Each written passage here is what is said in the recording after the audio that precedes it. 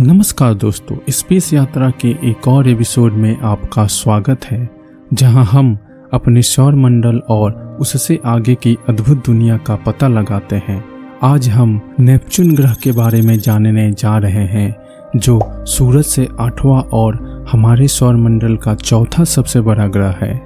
तो मिलिए नेपच्यून यानी वरुण ग्रह से, जो यूरेनस ग्रह की तरह ही एक बर्फीला दानव है। नेपच्यून की खोज 23 सितंबर 1846 को अर्बन लेवेरियर, जॉन काउच एडम्स और जोहान गैले के द्वारा की गई थी, जो गणित का उपयोग करके खोजा गया पहला ग्रह था।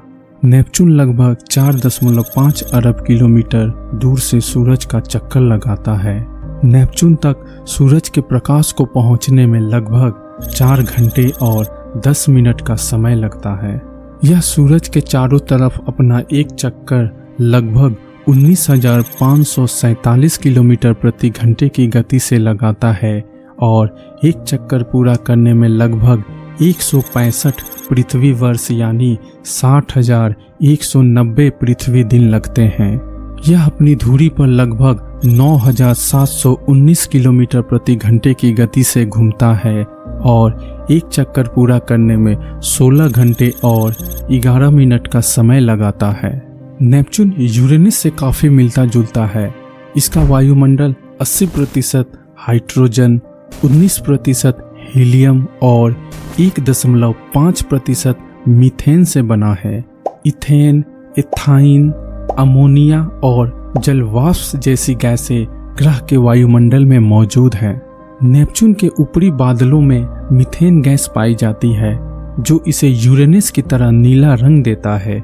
मीथेन गैस लाल रोशनी को सोख लेता है और नीली रोशनी को वापस अंतरिक्ष में भेज देता है, जिसके कारण यह हमें नीला रंग का दिखाई देता है।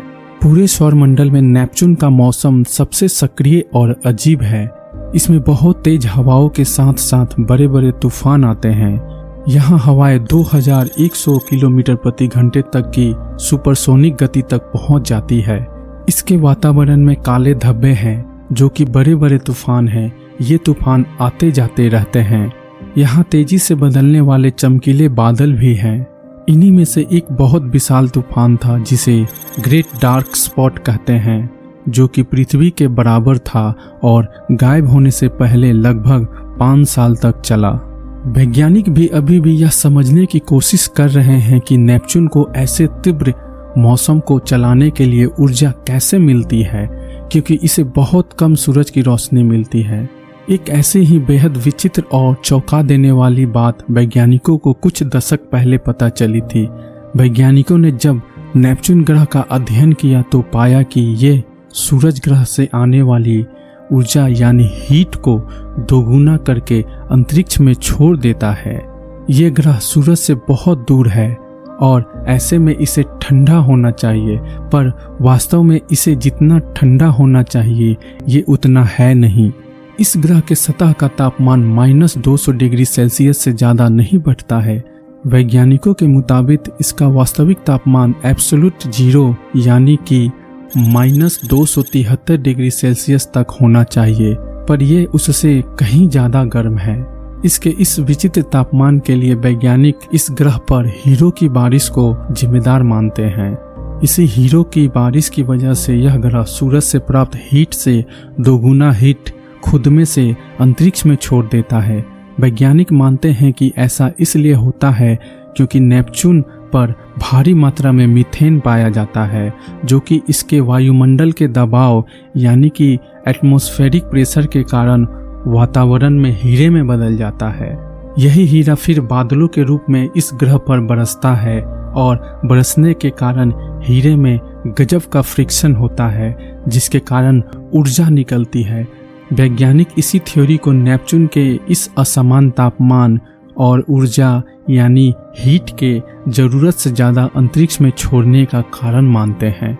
नेपच्यून के पास काफ़ी हल्के और पतले छल्ले यानी रिंग सिस्टम्स हैं, जो धूल और बर्फ के छोटे छोटे टुकड़ों से बने हैं।